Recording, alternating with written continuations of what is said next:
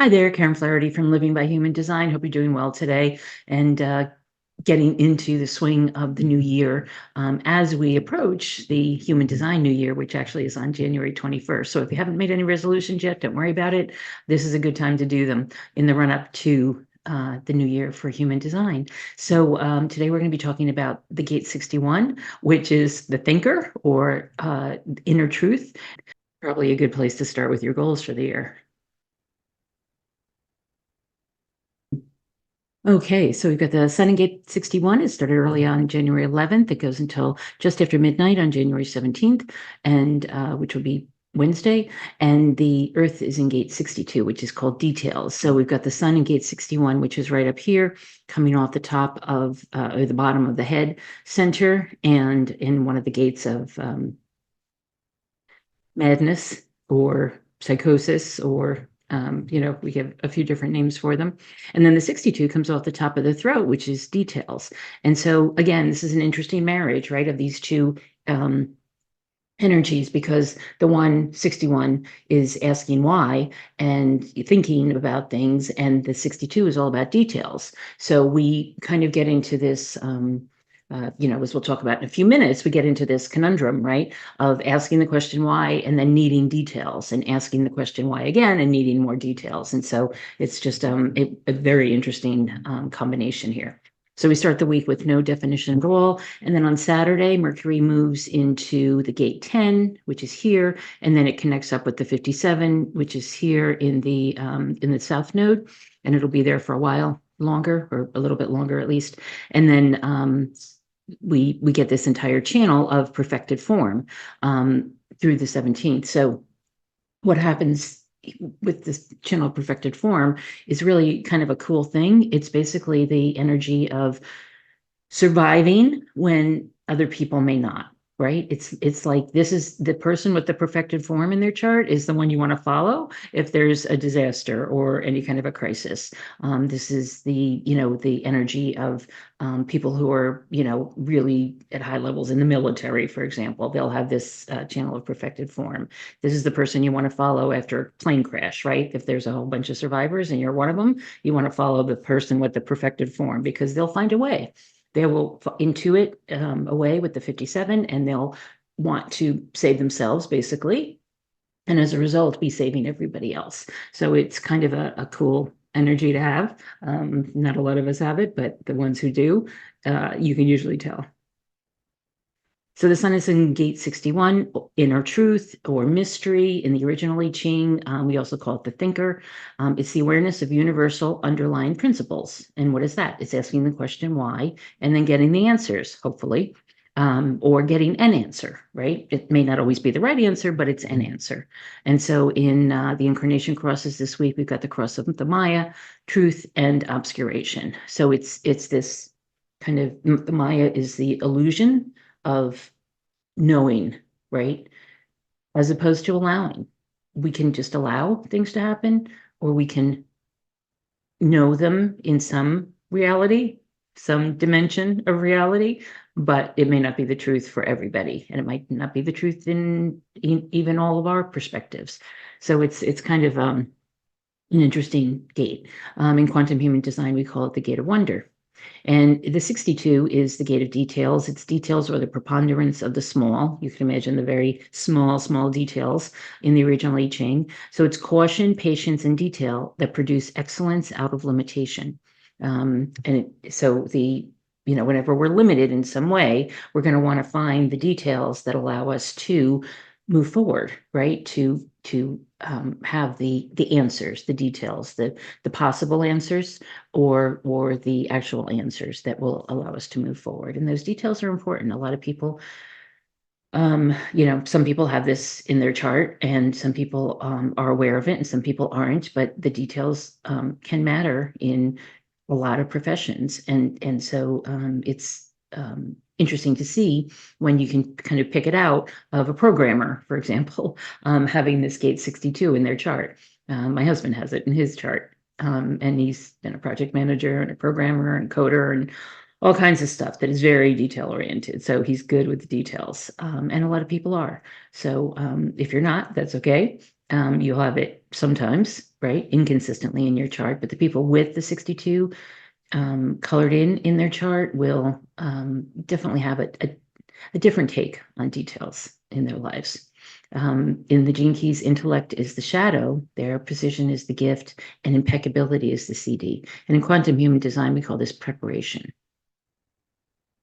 So with this Gene Key 61, in the graphic, Richard says there's a piece of music for every moment in the universe.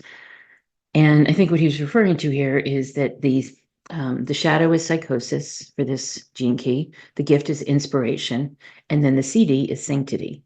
So again, moving up the chart, right? The shadow is psychosis or some sort of madness. He actually says psychosis is in fact the ordinary state of mass consciousness of humanity in the world today. That we're all a little psychotic about something, basically, is what he's trying to say. We want the answers. We want to get to the why. We want to know why something is happening. How can that be? What's going on? We feel that, and the reason is that we feel that if we get to the answers, if we get to the bottom of things, if we get to the full awareness, the full truth, the full, all the cards on the table, that we'll have some either control over the situation or we'll have some satisfaction that we actually know what's going on. And then that can bring peace, presumably. But the irony is that sanctity is way up here, and it's actually infinity, or as Richard says, nothing. It's everything and nothing, right? So it's we may get to that point. He says that the children who will be coming in will have that intellectually. They'll have it in their being, that they'll come in a state of sanctity, which is, I've forgotten that he said that previously. The gift here is inspiration. So the inspiration is when we allow ourselves creativity. The psychosis is when we're looking for the details to satisfy us, to answer the questions, to give us some sense of control or peace in the situation. And inspiration is when we allow that there's probably no answer to lots of situations, especially in our current reality, right? Which is leading to the psychosis. I'll go back for a second to the chart. If you look up here, the 61 is in the middle. That's the gate of the thinker or inner truth, right? That's the one in the middle. I think of it as the holistic channel. The 63 on the right side is the bright rain people. These are the logical people, right? These are the people who are the ones who want the answers and who follow science, right? On the other side, we've got the 64 to the 47. This is more the abstract side. There are no answers. Everything's abstract. And as a result, it leads to answers that are more rooted in religion and other belief systems that are not science, right? Now, you can argue that the science is no more sure or no more a reality than the religion, but that's an argument for another day, right? But the holistic piece is where we look at both religion and science and pull them together and somehow try to come up with the answers. And so it's just an interesting take on it. The funny thing is that there are at least some ways to prove the scientific pieces from what I've studied, and on the other side, there are very few things that can be proven about religion, right?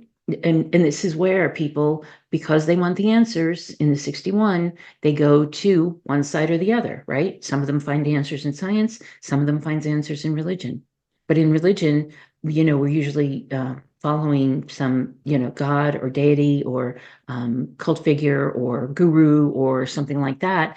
And that person is actually operating, according to Richard, usually on the level of sanctity, where they're really not tied to any one answer, and they think of themselves, for whatever, for good or for bad, as the God or the guru or whatever. But that puts the rest of us in more of a victim mode or, lesser than mode. And so, and that's where the psychosis comes in, right? And so, it's this hamster wheel, I guess, of do I believe? Should I believe? Who do I believe in? You know, where are the beliefs coming from? How should I believe? How much should I believe? There's loads of different questions, and it becomes, basically this box of unanswered questions. And so that's where the 61 comes in, because it's a lot of unanswered questions. So with the details, we can get some answers, but not always. He also said the dilemma is that you cannot fix the psychosis from within the psychosis, right? So those of us who have the psychosis going on, we can't really fix it from inside. We have to get outside ourselves. We have to start allow the inspiration, allow the creativity, allow other things to come in and have no answers, right? Just allow for no answers and allow for something else to arrive that might look like an answer, right? So it's perhaps not being as rigid about what's an answer and what isn't, um, because this is up in the head. It's all about inspiration and ideas. There's lots of ideas going on up there. There's lots of incoming, right? In terms of other people's opinions and what's going on in the world. And so you get to decide which answers you want to, feel comfortable with and which you don't. He also says creativity is the single most important gift for drawing humanity out of its mass psychosis. So when we get to the creativity, when we get to the inspiration, basically allowing ourselves to be inspired by what is in our head or what's coming in or what we're hearing or seeing or doing, then we'll be able to get to the creative part and look at things in different ways and not be so rigid and not be so animated when other people have a different opinion, right? Accepting other people's opinions. I've got these opinions. I've got a whole bunch of them, right? But you can have your opinions, and the other person can have theirs, and then we don't have to be other, right? We don't have to think of people as other. We can have more of a unity consciousness.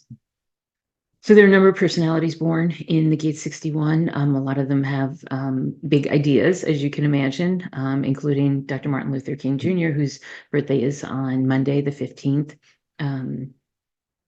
Jeff Bezos is on there, the founder of Amazon, Alexander Hamilton, Julia Louis-Dreyfus, the comedian, Jason Bateman, the actor, Jack London, the writer. So LL Cool J, who's been so infamous for hip hop, which is now 50 years old, apparently. So these are people who live in a way that right across from the Maya, it's their own illusions, right? It's the illusions that they've created.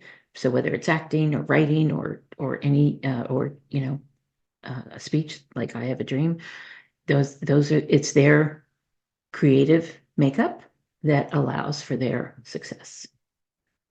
And I'll just show Dr. Martin Luther King's chart. I shown it before. He was born in Atlanta. He manifesting generator with a 5-1 profile.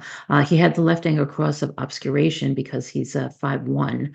So people projected onto him a lot. They with the 5-1 profile, people would project onto him. He had a very close circle of friends, most likely, but the others who are outside would probably have projected onto him all kinds of information, some of it true, some of it not. And so people had their opinions about him. I mention him because there is so much discussion now about diversity and equity and inclusion. And some of those programs are going away. Affirmative action has already gone away in the colleges.